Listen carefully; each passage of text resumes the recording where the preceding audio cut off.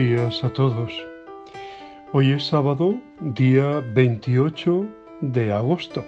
Estamos en la semana 21 y el 28 de agosto es la fiesta de San Agustín, obispo y doctor de la Iglesia.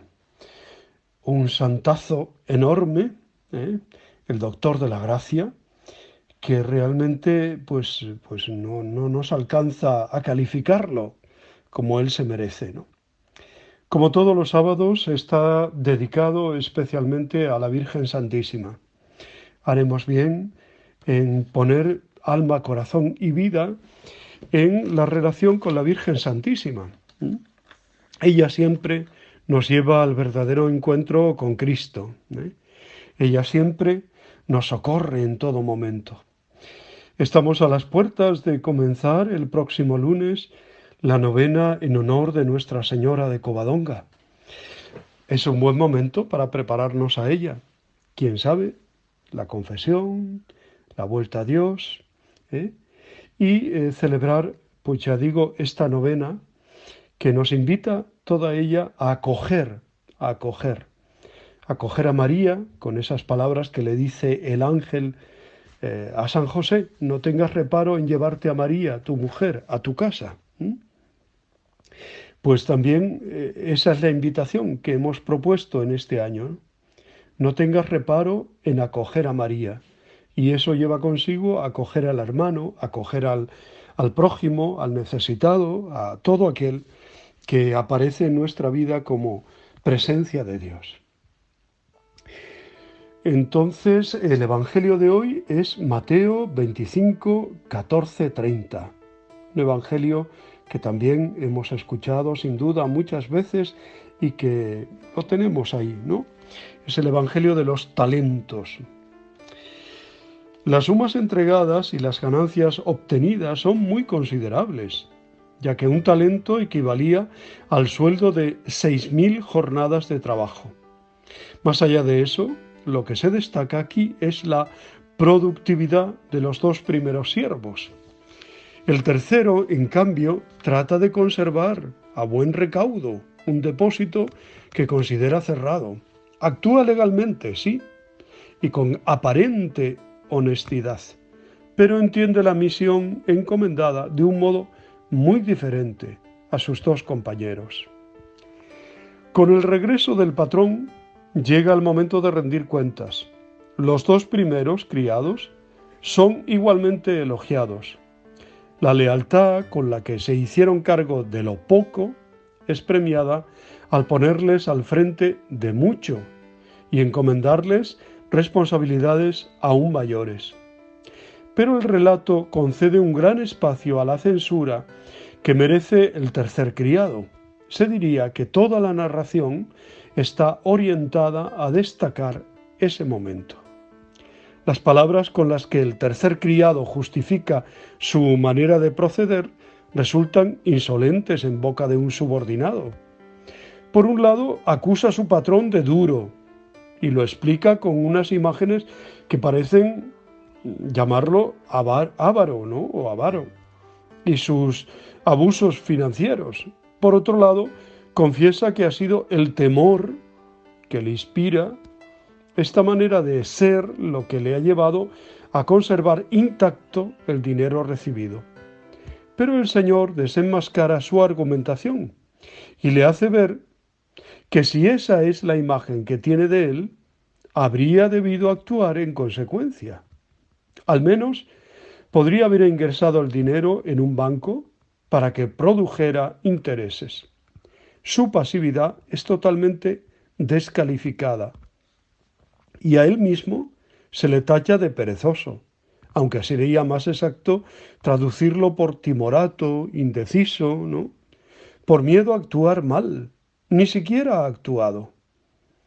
No ha querido correr riesgos. Así ha demostrado ser inútil para la tarea encomendada, ¿no?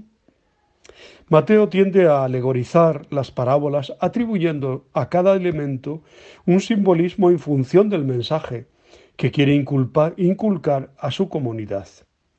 El amo de la historia, al que los criados llaman Señor, es Cristo, que se ha ausentado después de su resurrección y ascensión a los cielos, y volverá al final de los tiempos. Los talentos significan los carismas, los dones, las tareas que Él distribuye para que cada cual trabaje en la obra del reino. La palabra siervo se refiere aquí a los creyentes.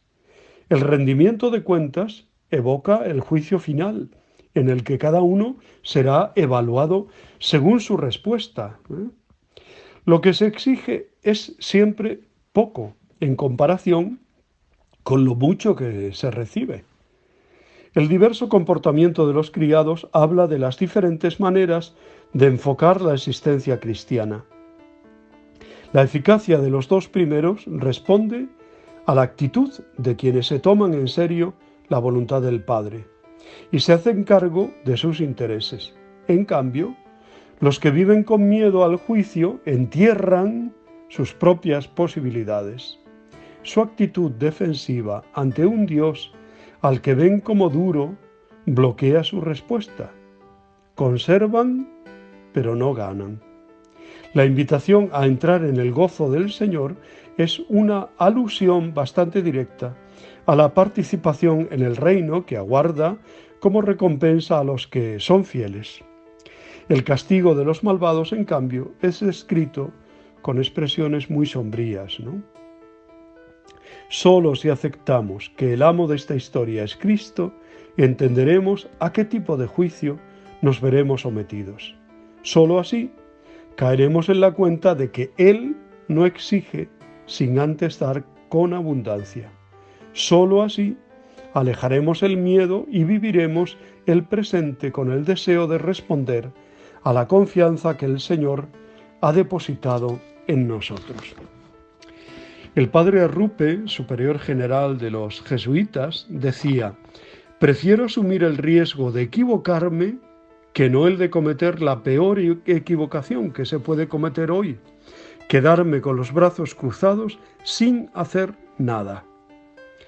Al empleado negligente y holgazán no se le reprocha el haber recibido menos que los otros dos, sino el de no reconocer el don recibido y, lo que es más importante y a veces más difícil, no saber reconocerse como don.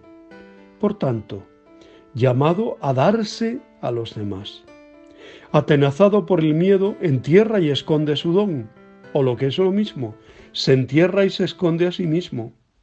Aquí tienes lo tuyo, sin percatarse de lo que de su Señor, lo tuyo, es también precisamente lo suyo que Él no ha sabido ponerlo a producir, que Él no ha sabido entregarse, darse, gastarse, sirviendo, ayudando, compartiendo. Qué pena que muchas veces muchas personas en la vida se quedan así, encerrados en su egoísmo, en su individualismo.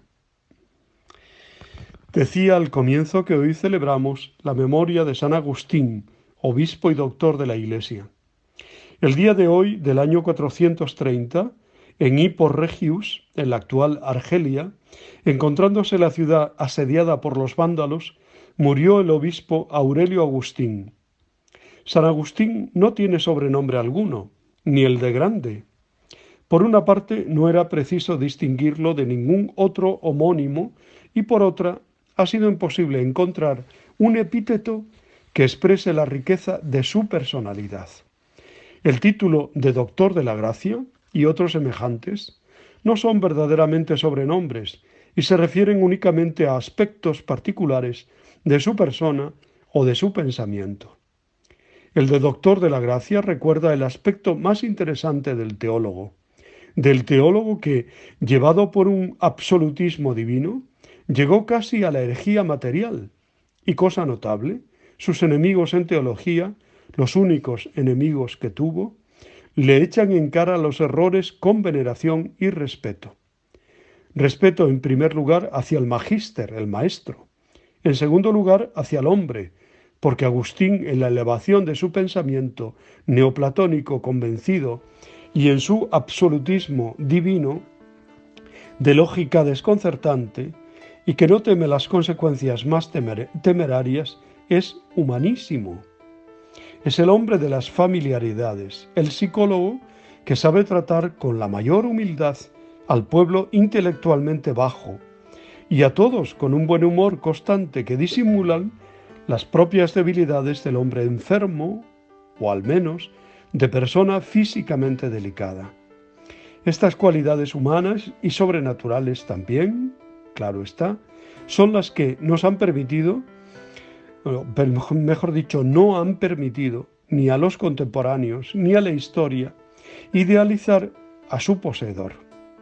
El antiguo biógrafo Posidio, educado en la misma escuela realista y humana que Agustín, comprobó que al escribir la biografía del santo era totalmente inútil recurrir a milagros.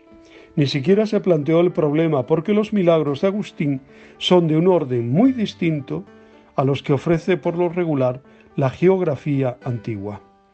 Más tarde sí que desfigura la historia a nuestro santo. Cada época se ha hecho su Agustín. Quizás es un mérito de la crítica moderna el haber recuperado el retrato objetivo de un personaje que es uno de los que ha hablado más de sí mismo, de sus intimidades, porque lo ha hecho con sinceridad y sencillez, con despojo del propio yo. Por esta razón nunca es desagradable, porque todo lo que es suyo lo convierte en confesio, es decir, en alabanza de Dios, como así hace en las confesiones, donde él mismo cuenta y relata. Muy alabado por todos, era consciente de su valía y una de las notas más bellas del santo es que era moderado, solamente moderado en la represión de las alabanzas que se le dirigían. Ser alabado por los buenos, si digo que no me gusta, miento. No me opongo totalmente para que no se hagan ingratos aquellos a quienes predico. Agustín sabía que alababan a los otros en él, y el doctor de la gracia dejaba que alabasen aquello que él había recibido de Dios. ¿Qué tienes que no hayas recibido? Pues damos gracias a Dios por San Agustín y por su vida, una vida que divagó en la juventud, sobre todo por rumbos y caminos desnortados, ¿no? Pero que después, con el encuentro con el Señor y su conversión, pues se convirtió en el gran San Agustín, y que tan importante es para la vida de la Iglesia e incluso para la vida religiosa, con su regla famosa, la regla de San Agustín. Muchísimas felicidades a todos los Agustín y a las Agustinas también, que las hay. Felicidades también a las religiosas agustinas que celebran a su santo fundador y patrón. Y un abrazo muy grande para todos. Os bendigo en el nombre del Padre, del Hijo y del Espíritu Santo. Os quiero.